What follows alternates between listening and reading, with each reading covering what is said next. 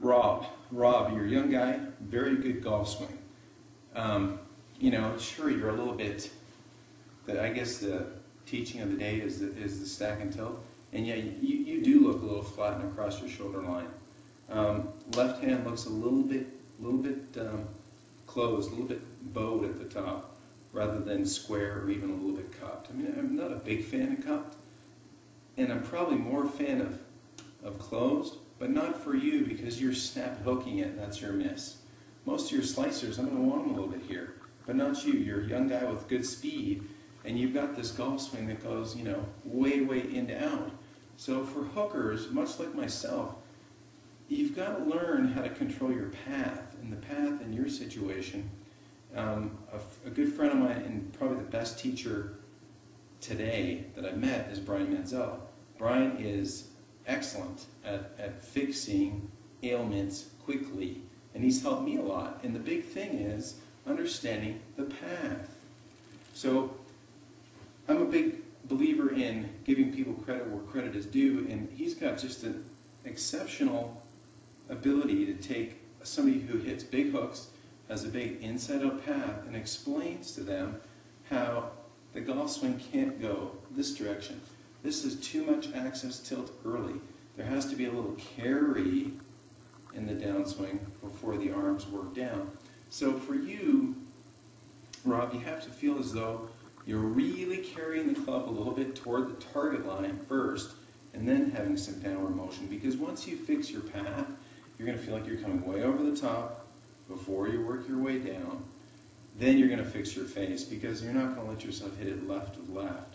You're going to learn how to have a little bit more carry in the downswing before you have the downward move, and then you're going to straighten some things out. You got a lot of talent, you got a lot of speed. I think you're doing it really well. And the feeling, instead of this move right away, it's a little carry and then down, which is exactly the opposite of what I do for somebody that's slicing the golf ball. So golf is really about kind of balancing things out and finding what's right for the individual player.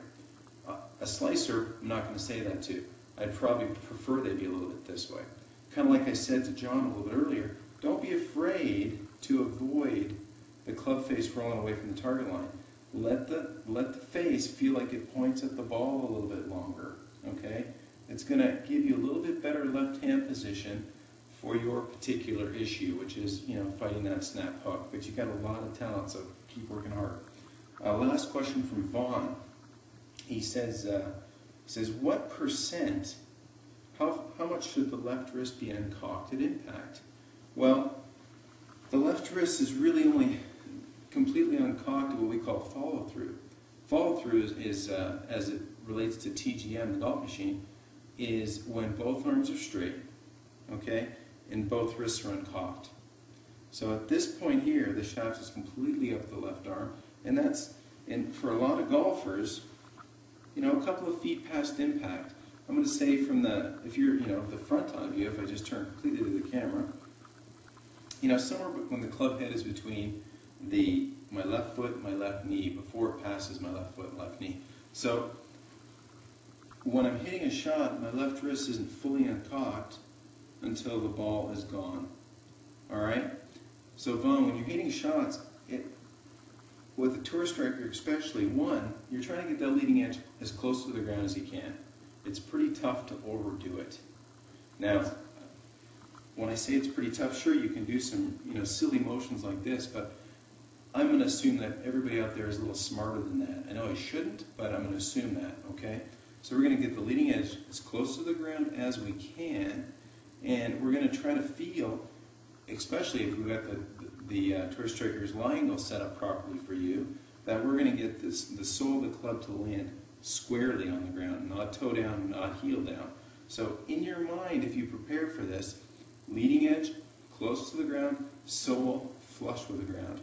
Okay, so those two elements, and just start slowly working on this sensation to feeling both arms extended.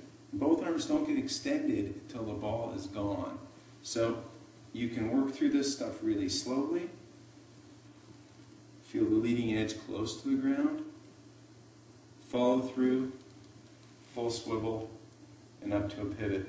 And if you can do this stuff really slowly and understand your positions, there's a good chance you're going to be able to do it at high speed.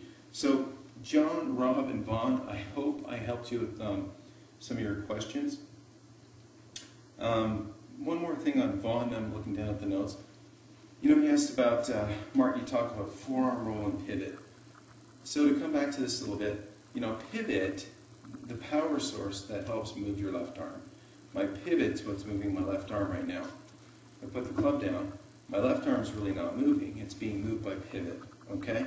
So in a golf swing, you're going to throw your left arm onto your body, your pivot moves your left arm then blasts off your pivot.